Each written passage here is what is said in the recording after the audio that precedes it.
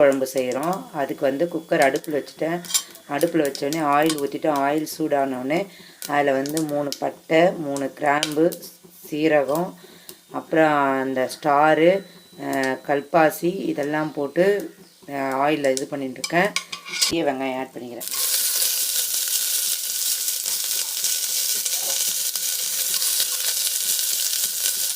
சரியான கல்லுப்பு ஆட் பண்ணிட்டேன்.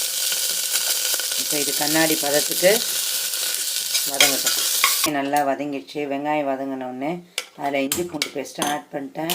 இஞ்சி பூண்டு பேஸ்ட் ஆட் பண்ணதுக்கப்புறம் கருவேப்பிலையும் ஆட் பண்ணிட்டு இப்போ இதில் 1 கப் அளவு தக்காளி எடுத்து ஆட் பண்ணிக்கிறேன். இது நல்லா வதங்கட்டும்.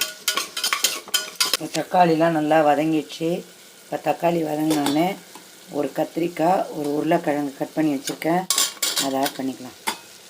ஆட் பண்ணிவிட்டு நல்லா கலக்கி விடலாம்.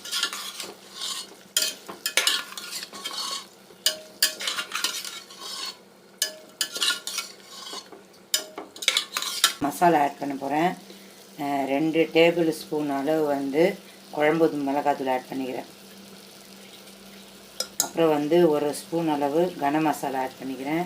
1/4 டீஸ்பூன் அளவு வந்து மஞ்சள் ஆட் பண்ணிக்கிறேன்.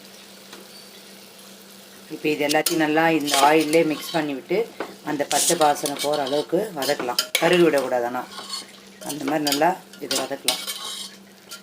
நான் குழம்பு மிளகாத்தூள் ஆட் பண்ணிக்கிறேன். நீங்கள் தனியாகவும் மிளகாத்தூளும் தனியாக இருந்தால் தனியாக 3 ஸ்பூனாகவும் மிளகாத்தூள் 1.5 ஸ்பூன் போட்டு குழம்பு செஞ்சுக்கலாம்.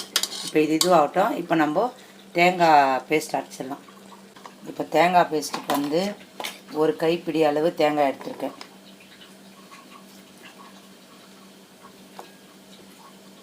அதில் வந்து 1/2 ஸ்பூன் வந்து ஒற்றைக்கல்ல, 1/2 ஸ்பூன் சோம்பு ஆட் பண்ணி அரைச்சிக்கலாம் நல்லா நைஸாக. இப்போ இதை அரைச்சி பேஸ்ட் ஆக்கிக்கலாம். தக்காளி பேஸ்ட்டு அரைச்சாச்சு. இப்போ இதில் ஆட் பண்ணிக்கலாம். இது ஆட் பண்ணி ரொம்ப தண்ணியெலாம் ஊற்றக்கூடாது. அப்படியே அதிலே கொஞ்சம் நல்லா தொலைவி விட்டோம்னா நல்லா மிக்ஸ் ஆகிடும். மசாலா மிக்ஸ் ஆகி ஒரே ஒரு விசில் சிம்மில் வச்சோம்னா வில்லேஜ் ஸ்டைல் பொரிச்ச குழம்பு ரெடி ஆகிடும்.